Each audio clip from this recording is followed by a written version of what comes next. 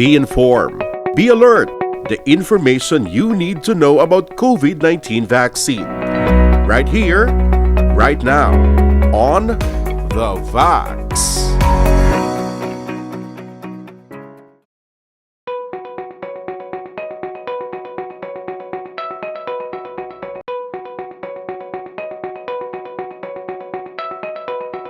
Sa mga indicated, no, like ang gin-mention ko before nga mga high risk nga mga frontliners especially, or may mga comorbidities nga upod, no, sa ila pagbusong.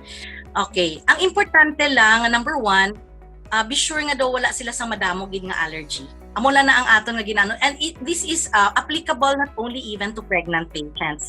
This is applicable to all nga gusto magpa-immunize, okay?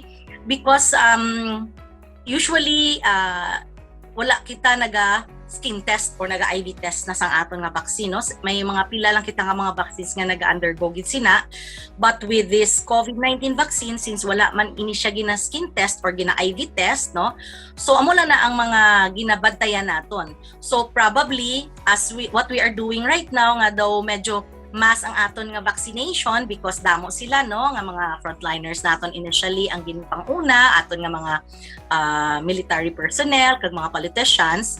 Okay, so if you notice, we are getting ready lang for in case lang of allergy.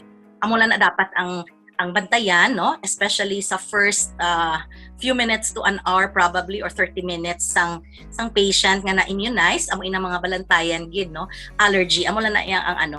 Pero as long as wala man sang allergy ang isa ka tawo sa madamo nga mga butang, especially ang ari diri nga ginahambal nila nga presence of this polyethylene glycol, kung medyo may allergy kasi ni, so medyo amo lang na yung mga balantayan naton.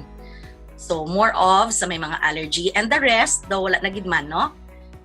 Sa mga may mga masakit, continue lang sila sang ila mga maintenance, wala man na naton sila ginapa-stop, no. They can keep on taking whatever they have been taking before na mga maintenance medications.